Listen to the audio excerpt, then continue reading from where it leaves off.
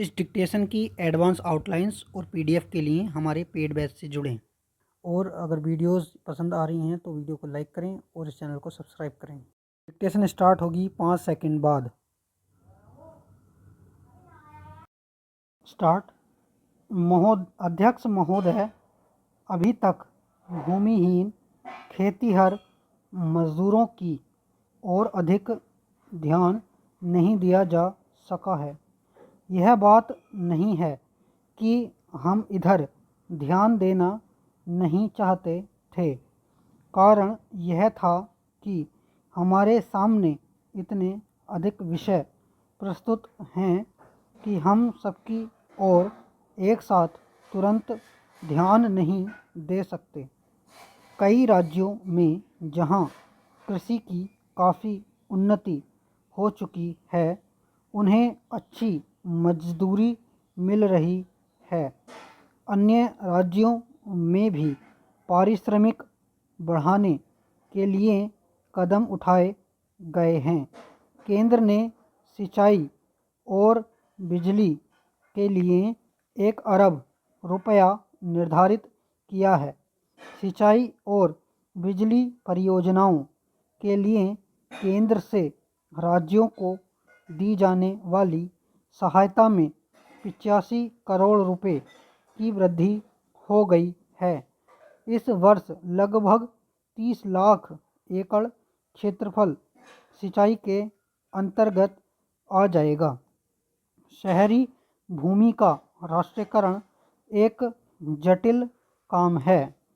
मैं जानती हूँ कि लोग खास तौर पर ग्रामीण क्षेत्रों में इसकी मांग करते रहे हैं और हम भी इस पर लंबे समय से विचार कर रहे हैं, लेकिन इसकी जटिलता अब भी बनी हुई है। अलग अलग शहरों में स्थिति भिन्न भिन्न है। मुंबई, कोलकाता और दिल्ली एक श्रेणी में आते हैं, तो कानपुर, लखनऊ और जबलपुर, जो आकार में छोटे हैं, एक अन्य श्रेणी में आते हैं। फिर भी विधेयक का प्रारूप लगभग तैयार है। काफ़ी बड़ी संख्या ऐसे लोगों की है जो कर चुकाने से बचने की कोशिश में रहते हैं। ऐसे कर अपवर्जन के मामलों में कठोर कार्रवाई की गई है और इसके परिणाम स्वरूप सरकारी कोष में लगभग 1 अरब 40 करोड़ रुपए आए हैं। हमारी कोशिशों कुछ ही समय पहले शुरू हुई थीं और हमें आशा है कि और बड़ी राशियां वसूल की जा सकेंगी। नए नियमों के अनुसार तस्करों की संपत्ति जब्त की जा सकती है।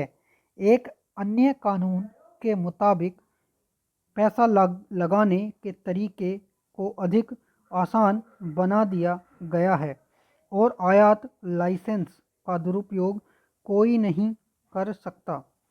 उत्पादन बढ़ाने के लिए श्रमिकों का सहयोग आवश्यक है।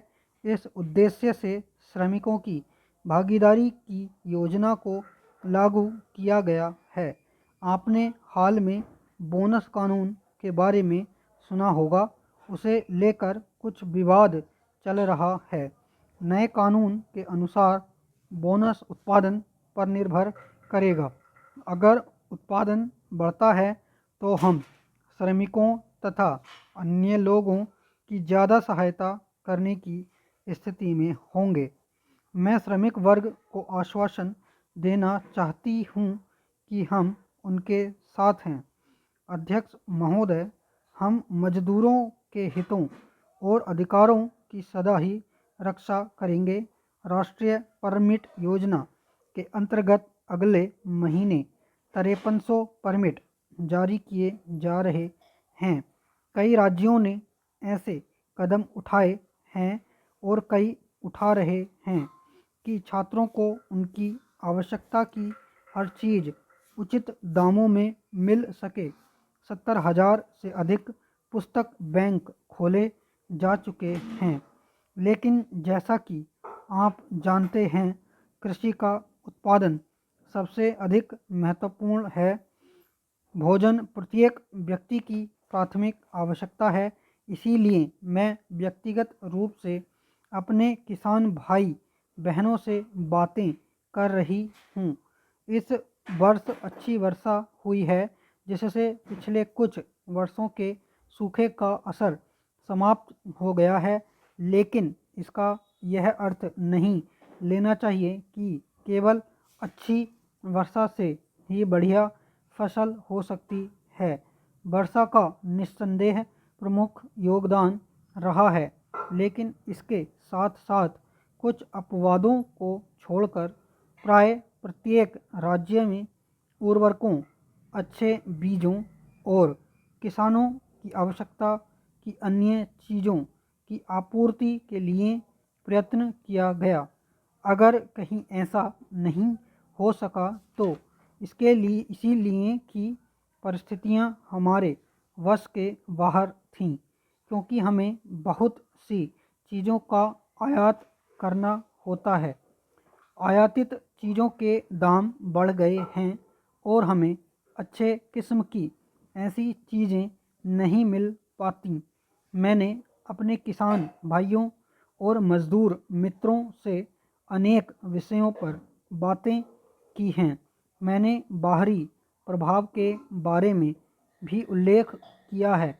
यह सब इसलिए कहा गया है जिससे हमारे किसान, हमारे खेतीहर मजदूर, हमारे आदिवासी, रेगिस्तानी प्रदेश के लोग तथा अन्य दूरस्थ स्थानों के लोग यह जान सकें कि हमारी कठिनाइयाँ क्या हैं और हमने क्या सफलताएं पाई हैं। आपको स्मरण होगा कि पंडित जवाहरलाल नेहरू लंबे लंबे भाषण दिया करते थे और मंच पर उपस्थित लोगों को आश्चर्य होता था कि वे किसानों की उपस्थिति में इतने लंबे भाषण क्यों देते हैं। विज्ञान, विदेश नीति और योजनाओं के बारे में बातचीत करने की आवश्यकता उन्हें क्यों अनुभव होती है।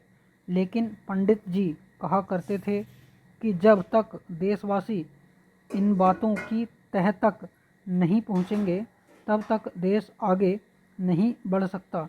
चूँकि वह लोगों से विज्ञान के बारे में बातें किया करते थे, मैं समझती हूँ कि उससे एक ऐसी नींव पड़ी जिससे हम सब किसानों के पास गए और वैज्ञानिक बातों की जानकारी दी, तो वे नई तकनीक अपनाने के लिए तैयार मिले। स्टॉप।